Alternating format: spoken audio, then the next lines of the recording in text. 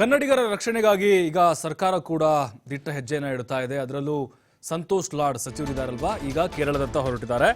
ಮುಖ್ಯಮಂತ್ರಿ ಸಿದ್ದರಾಮಯ್ಯನವರ ಸೂಚನೆ ಮೇರೆಗೆ ನೋಡಿ, ಸಂತೋಷ್ ಲಾಡ್ ಮುಂಚೂಣಿಯಲ್ಲಿರ್ತಾರೆ ಇಂತಹ ತುರ್ತು ಪರಿಸ್ಥಿತಿಗಳಲ್ಲಿ ಏನೇ ಆದರೂ ಕೂಡ. ಸಂತೋಷ್ ಲಾಡ್ ಈಗ ಮುಖ್ಯಮಂತ್ರಿಗಳ ಸೂಚನೆ ಮೇರೆಗೆ ಕೇರಳ ಕಡೆ ಹೊರಟಿದ್ದಾರೆ ಅಧಿಕಾರಿಗಳ ಜೊತೆಗೆ. ಯಾಕಂದರೆ ಅಲ್ಲಿರುವಂತಹ ಕನ್ನಡಿಗರ ರಕ್ಷಣೆಯ ಒಂದು ಪಣವನ್ನು ಈಗ ಸರ್ಕಾರ ತೊಟ್ಟಿದೆ. ಆಲ್ರೆಡಿ ನಮ್ಮ ಕನ್ನಡಿಗರು 6 ಜನ ಅಲ್ಲಿ ಸಾವನ್ನಪ್ಪಿದ್ದಾರೆ ಅನ್ನುವಂಥ ಮಾಹಿತಿ ಇದೆ. ಸುಮಾರು 20 ರಿಂದ 30 ಜನ ಕಣ್ಮರೆ ಆಗಿರ್ಬೋದು ಅನ್ನೋ ಅಂದಾಜಿದೆ. ಕೇರಳ ಸರ್ಕಾರ ಜೊತೆ ಕೈ ಜೋಡಿಸೋಕೆ ಲಾಡ್ ತೆರಳಿದ್ದಾರೆ. ಈಗ ಉತ್ತರಾಖಂಡ್ನಲ್ಲಿ ಕನ್ನಡಿಗರು ಸಿಲುಕಿದಾಗಲೂ ಕೂಡ ಸಂತೋಷ್ ಲಾಡ್ ಹೋಗಿದ್ರು. ಅಲ್ಲಿ ನಮ್ಮ ಕನ್ನಡಿಗರನ್ನ ಬಹಳ ಸೇಫಾಗಿ ಕರ್ಕೊಂಡು ಬಂದಿದ್ದು, ಅವ್ರಿಗೆಲ್ಲ ವ್ಯವಸ್ಥೆನ ಮಾಡಿಕೊಟ್ಟಿದ್ರು ಸರ್ಕಾರದ ವತಿಯಿಂದ. ಸಂತೋಷ್ ಲಾಡ್ ಈ ಹಿಂದೆನೂ ಕೂಡ 2013 ರಿಂದ 18 ಆ ವೇಳೆ ಕೂಡ ಸಿದ್ದರಾಮಯ್ಯ ಸಂಪುಟದಲ್ಲಿ ಸಚಿವರಾಗಿದ್ದರು. ಆಗಲೂ ಕೂಡ ಅಷ್ಟೇ, ಬೇರೆ ಬೇರೆ ರಾಜ್ಯಗಳಲ್ಲಿ ಏನಾದರೂ ಈ ರೀತಿ ಅವಘಡಗಳಾದಾಗ ನಮ್ಮ ರಾಜ್ಯದವರು ಸಿಕ್ಕಾಕೊಂಡಾಗ ಕ್ವಿಕ್ ಆಗಿ ಹೋಗ್ತಾ ಇದ್ರು. ಅಂದರೆ ಸರ್ಕಾರ ಈಗ ಅಲರ್ಟ್ ಆಗಿದೆ. ಕೇರಳ ಸರ್ಕಾರ ಜೊತೆಗೆ ಕರ್ನಾಟಕ ಸರ್ಕಾರ ಕೈ ಜೋಡಿಸಿದೆ. ಸಿದ್ದರಾಮಯ್ಯನವರು ಹೇಳಿದ್ರು, ಕೇರಳಕ್ಕೆ ಏನು ಬೇಕೋ ಅಗತ್ಯ ನೆರವು ನಾವು ಕೊಡೋಕೆ ರೆಡಿ ಇದ್ದೀವಿ, ನಿಮ್ಮ ಜೊತೆಗೆ ನಿಮ್ಮ ಕಷ್ಟದಲ್ಲಿ ನಾವಿದ್ದೀವಿ ಅಂತೇಳಿ. ಆದರೆ ಈಗ ನಮ್ಮ ಕನ್ನಡಿಗರನ್ನ ರಕ್ಷಣೆ ಮಾಡಿಕೊಳ್ಳುವಂಥ ಜವಾಬ್ದಾರಿ ಸರ್ಕಾರದ ಮೇಲಿದೆ. ಹಾಗಾಗಿ ಕಾರ್ಮಿಕ ಸಚಿವ ಸಂತೋಷ್ ಲಾಡ್ ಈಗ ಕೇರಳದ ಕಡೆ ಹೊರಟಿದ್ದಾರೆ. ಮುಖ್ಯಮಂತ್ರಿ ಸಿದ್ದರಾಮಯ್ಯನವರು ಸೂಚನೆ ಕೊಟ್ಟಿದ್ದಾರೆ. ಅಧಿಕಾರಿಗಳು ತಂಡ ಕಟ್ಕೊಂಡು ಹೊರಟಿದ್ದಾರೆ. ಈಗ ಅಲ್ಲಿ ಏನೇನು ಆಗ್ತಾ ಇದೆ, ಈಗಾಗಲೇ ಕೆಲವೊಂದಿಷ್ಟು ಕಡೆಗಳಲ್ಲಿ ಹೆಲ್ಪ್ಲೈನ್ ಓಪನ್ ಮಾಡಿದ್ದಾರೆ. ಯಾರ್ಯಾರೆಲ್ಲ ಈಗ ತಮ್ಮವ್ರನ್ನ ಕಳೆದುಕೊಂಡಿದ್ರು ಅಥವಾ ಯಾರಿಗೆ ಸಂಪರ್ಕ ಸಿಗ್ತಾ ಇಲ್ವೋ, ಮೈಸೂರು, ಚಾಮರಾಜನಗರ, ಆ ಕಡೆ ಕರಾವಳಿ ಭಾಗ ಸಾಕಷ್ಟು ಜನ ಕನ್ನಡಿಗರಿದ್ದಾರೆ ಅಲ್ಲಿ.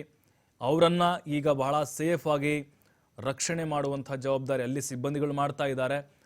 ರಕ್ಷಣಾ ಕಾರ್ಯಾಚರಣೆ ಆಗ್ತಾ ಇದೆ. ಆದರೆ ಅಲ್ಲಿಂದ ಇಲ್ಲಿಗೆ ಸಂಪರ್ಕ ಮಾಡೋದಾಗಿರ್ಬೋದು, ಕಮ್ಯುನಿಕೇಟ್ ಆಗಿರ್ಬೋದು, ಜೊತೆಗೆ ಸಂಬಂಧಿಕರನ್ನ ಪತ್ತೆ ಹಚ್ಚೋದಾಗಿರ್ಬೋದು, ಅವ್ರ ಡೀಟೇಲ್ಸ್ ಆಗಿರ್ಬೋದು, ಇದೆಲ್ಲವನ್ನ ಕೊಡೋರು ಬೇಕಲ್ಲವ. ಈಗ ಯಾರೋ ಒಬ್ಬರು ನನ್ನ ಫ್ಯಾಮಿಲಿ ಇದ್ದಾರಪ್ಪ, ನನ್ನ ಅಣ್ಣನ ತಮ್ಮನ ಟ್ರಿಪ್ ಹೋಗಿದೆ, ನಾನು ಹೋಗಿದ್ದೇನೆ, ಅಲ್ಲಿ ಆಗಲ್ಲ, ಕಷ್ಟ, ಭಾಳ ಕಷ್ಟ.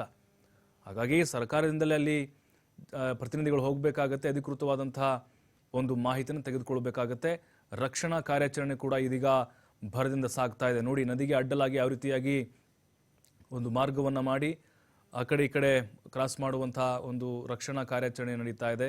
ಸಂತೋಷ್ ಲಾಡ್ ಈಗ ಕೇರಳದ ಕಡೆಗೆ ಹೊರಟಿದ್ದಾರೆ. ಅದರಲ್ಲೂ ಚಾಮರಾಜನಗರದವರು ಜಾಸ್ತಿ ಜನ ಅಲ್ಲಿ ನೆಲೆಸಿದ್ದಾರೆ ಮತ್ತು ಪ್ರವಾಸಕ್ಕೆ ಅಂತ ಹೋದವರು ಕೂಡ ಅಲ್ಲಿ ಸಿಕ್ಕಾಕೊಂಡಿದ್ದಾರೆ. ಹಲವರು ಕಣ್ಮರೆಯಾಗಿದ್ದಾರೆ. ಹಲವರ ಮೃತದೇಹಗಳನ್ನು ಶಿಫ್ಟ್ ಮಾಡಬೇಕಾಗಿದೆ.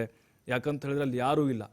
ಆ ಡೆಡ್ ಬಾಡಿಗಳನ್ನು ತೆಗೆದುಕೊಂಡು ಬರಲಿಕ್ಕೆ ಒಬ್ಬರು ಕೂಡ ಅಲ್ಲಿ ಇರೋದಿಲ್ಲ. ಯಾಕಂದರೆ ಇಡೀ ಫ್ಯಾಮಿಲಿನೇ ಕಂಪ್ಲೀಟ್ ಆಗಿ ಸಾವನ್ನಪ್ಪಿದೆ ಅಂತ ಹೇಳಿದ್ರೆ, ಸೊ ಅದರ ಜವಾಬ್ದಾರಿಯನ್ನು ಯಾರು ತೆಗೆದುಕೊಳ್ಬೇಕಾಗತ್ತೆ?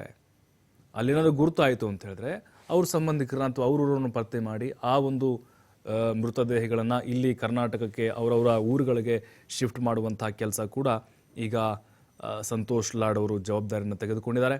ಅಧಿಕಾರಿಗಳ ಜೊತೆ ಈಗ ಹೋಗ್ತಾ ಇದ್ದಾರೆ. ಈಗ ಎಲ್ಲೆಲ್ಲಿ ಯಾರ್ಯಾರು ತಮ್ಮ ಸಂಬಂಧಿಕರು ಅಥವಾ ಯಾರೆಲ್ಲ ತಮ್ಮ ಪರಿಚಯರು ಕೇರಳ ಕಡೆ ಹೋಗಿದ್ದಾರೋ ಅಥವಾ ಈ ವಯನಾಡು ಸುತ್ತಮುತ್ತ ಹೋಗಿದ್ದಾರೋ ಅಂಥವ್ರು ಏನಾದರೂ ಇದ್ದರೆ ನೇರವಾಗಿ ಸಂತೋಷ್ ಲಾಡ್ ಅವರು ಕರೆ ಮಾಡಬಹುದು, ಅವರು ಸ್ಪಂದಿಸ್ತಾರೆ. ಹಾಗಾಗಿನೇ ಈ ಹಿಂದೆ ಉತ್ತರಾಖಂಡ್ನಲ್ಲಿ ನಾವು ನೋಡಿದ್ವಿ ಯಾವ ರೀತಿ ಜಲಪ್ರಳಯ ಉಂಟಾಗಿತ್ತು. ಆ ಸಂದರ್ಭದಲ್ಲೂ ಕೂಡ ನಮ್ಮ ಕನ್ನಡಿಗರನ್ನು ರಕ್ಷಣೆ ಮಾಡಿದರು ಸಚಿವ ಸಂತೋಷ್ ಲಾಡ್ ಅವರು, ಉತ್ತಮವಾಗಿ ನಿಭಾಯಿಸಿದರು. ಯಾಕಂದರೆ ಅದನ್ನು ಬಹಳ ಹಿಡಿತಾ ಇದೆ ಅವರಿಗೆ, ಬಹಳ ಜವಾಬ್ದಾರಿಯುತವಾಗಿ ಈ ರೀತಿಯಾದಂಥ ಕೆಲಸಗಳನ್ನ ಮಾಡ್ತಾರೆ ಅವರು. ಅಲ್ಲಿನ ಅಧಿಕಾರಿಗಳೊಂದಿಗೆ ಕಮ್ಯುನಿಕೇಟ್ ಮಾಡೋದಾಗಿರ್ಬೋದು, ಜೊತೆಗೆ ಮಾಹಿತಿ ಕೊಡೋದಾಗಿರ್ಬೋದು, ಅಥವಾ ಅಲ್ಲಿಂದ ಇಲ್ಲಿ ಮಾಹಿತಿ ರವಾನೆ ಮಾಡೋದಾಗಿರ್ಬೋದು, ಬಹಳ ಚಾಕಚಕ್ಯತೆಯಿಂದ ಜವಾಬ್ದಾರಿಯುತವಾಗಿ ಸಂತೋಷ್ ಲಾಡ್ ನಿಭಾಯಿಸ್ತಾರೆ ಅನ್ನುವಂಥ ಕಾರಣಕ್ಕೆ ಸಿದ್ದರಾಮಯ್ಯನವರು ಅವ್ರು ಕಳಿಸ್ಕೊಡೋದು ಎಲ್ಲ ಕಡೆಗಳಲ್ಲೂ.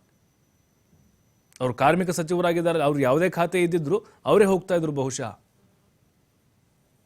ಹಾಗಾಗಿನೇ ಈಗ ಸರ್ಕಾರ ಕೂಡ ಅಲರ್ಟ್ ಆಗಿದೆ. ಕೇರಳದ ಸರ್ಕಾರದ ಆ ಕಷ್ಟಕ್ಕೂ ಕೂಡ ಕರ್ನಾಟಕ ಸರ್ಕಾರ ಸ್ಪಂದಿಸ್ತಾ ಇದೆ.